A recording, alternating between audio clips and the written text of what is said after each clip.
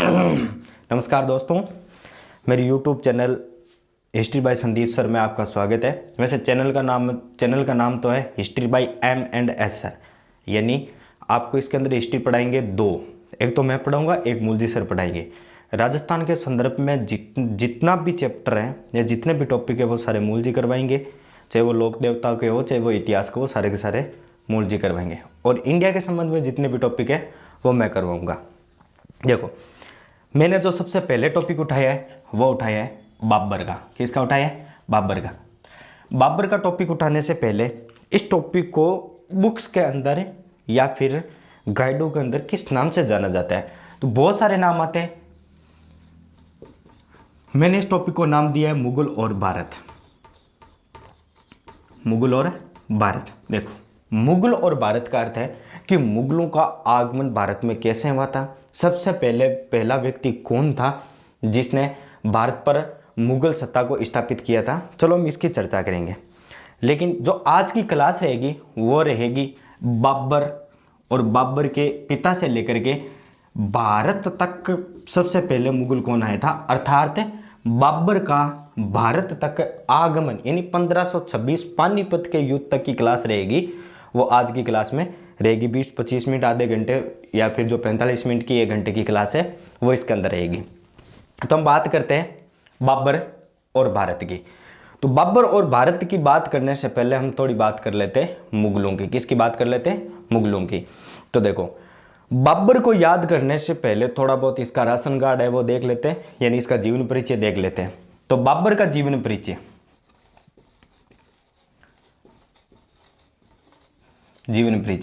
Topic मैंने डाला है बाबर। बाबर का जीवन परिचय। तो बाबर के जीवन परिचय के अंदर कौन सी बातें याद रखनी है, कौन से स्थान याद रखने, इसके पिता को या माता को क्यों याद किया जाता है, बेसिकली नहीं पूछा जाता है इसके पिता और माता के बारे में, लेकिन 2-3 क्वेश्चन है वो हर क्वेश्चन के अंदर पूछे जाते हैं। तो बाबर का जन्म, सबसे पहले बात करते हैं जन्मदिन की। तो बाबर वैलेंटाइन डे का गिफ्ट था, यानी इसका जन्म कब हुआ था? वैलेंटाइन डे कब मनाते? 14 फरवरी को। 14 फरवरी। देखो, 14 फरवरी को जन्म हुआ था, इस 14 को यहां लिख दो। अब एक ही चीज याद रखनी है, वो रखनी है 84, यानी 14 फरवरी 1484 को किसका जन्म हुआ था? बाबर का। अब देखो, स्थान कौन सा है? स्थान यानी बाबर का जन्म कहां पर हुआ था? तो बाबर का जन्म हुआ था उस रियासत का नाम है फरगना। उस रियासत का नाम है फरगना। देखो, फरगना उस समय 2 भागों में विभाजित था। कितने भागों में विभाजित था? 2 भागों में। वो 2 भाग कौन से थे? तो नंबर 1 भाग था वो था अंदीजान नगर।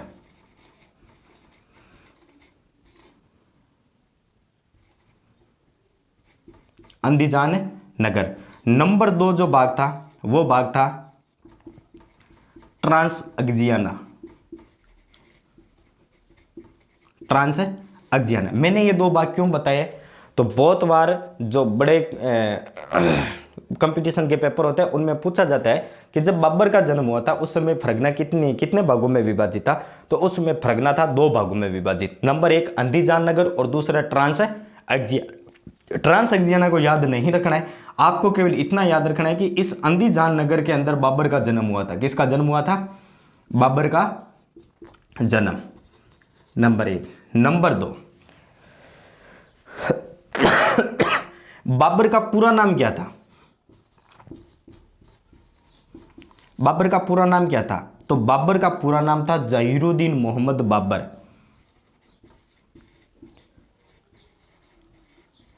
जहीरुद्दीन मोहम्मद बाबर, ये इसका पूरा नाम था। तो बात कर ली हमने बाबर का जन्म कब हुआ था, बाबर का जन्म कहां पर हुआ था, और बाबर का जब जन्म हुआ था उस समय फरगना कितने भागों में विभाजित था, क्या था क्या नहीं। अब देखो, थोड़ी सी इसकी डिटेल जानते हैं इसके माता और पिता की। तो देखो, माता और पिता।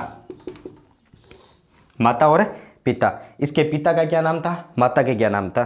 तो माता और पिता का नाम जानने से पहले मेन रीजन क्या है कि इसके माता और पिता का नाम जानना इंपॉर्टेंट क्यों है? कारण क्या है? देखो, बाबर की रगों में 2 वंश का खून दौड़ रहा था। एक तो था तैमूरलंग और दूसरा था एक एक तो था चंगेज खां और दूसरा था तैमूर लंग। तैमूर लंग और चंगेज खां कौन थे? आपने पढ़ा होगा हिस्ट्री के अंदर कि ये दो व्यक्ति, एक चंगेज खां और दूसरा था तैमूर लंग।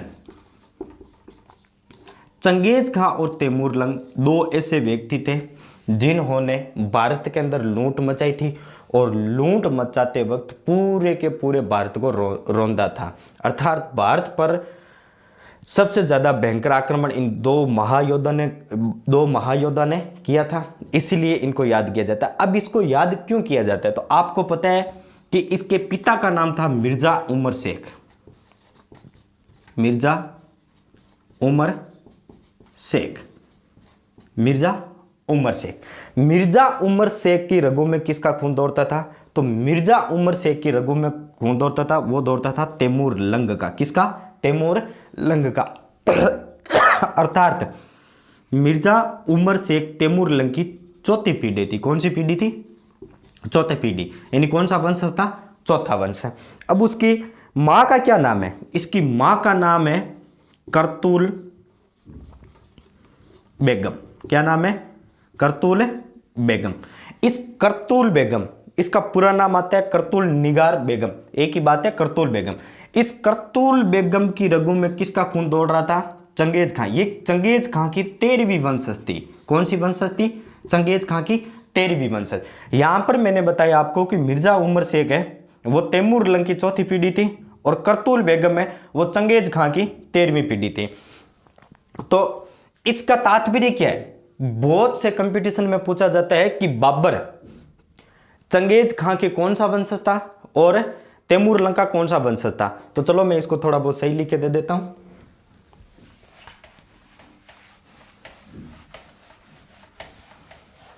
देखो, माता और पिता, माता और पिता। तो नंबर 1, इसके पिता का क्या नाम था? वो था मिर्जा उमर शेख। मिर्जा उमर शेख। मिर्जा उमर शेख किसके वंशज थे? तो मिर्जा उमर शेख जो वंशज थे वो थे तैमूर लंग के। तैमूर लंग, ठीक है।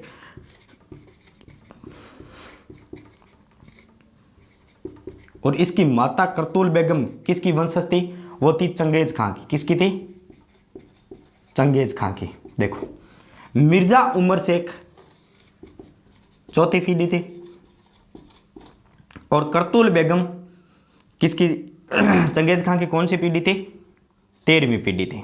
कौन सी पीढ़ी थी? 13वीं। अब देखो, इन दोनों से जिस संतान की उत्पत्ति हुई थी या इन दोनों से जो जिस संतान की उत्पत्ति हुई थी उसका नाम है बाबर। क्या नाम है? बाबर। बहुत बार क्वेश्चन पूछा जाता है कि बाबर तैमूर लंग का कौन सा वंशज था या फिर चंगेज खां का कौन सा वंशज था। तो देखो, तैमूर लंग की उसके पिता आते हैं चौथी पीढ़ी में, तो बाबर कौन सा आ जाएगा? 5वीं। और 5वीं कौन सी पीढ़ी है? तैमूर लंग, ठीक है। उसके बाद चंगेज खां, उसकी माता कौन सी पीढ़ी में आती है? 13वीं। तो बाबर कौन सा आ जाएगा? 14वीं। 14वीं पीढ़ी किसकी है? चंगेज खां की। किसकी पीढ़ी है? चंगेज खां की। तो आपको इतना याद रखना है।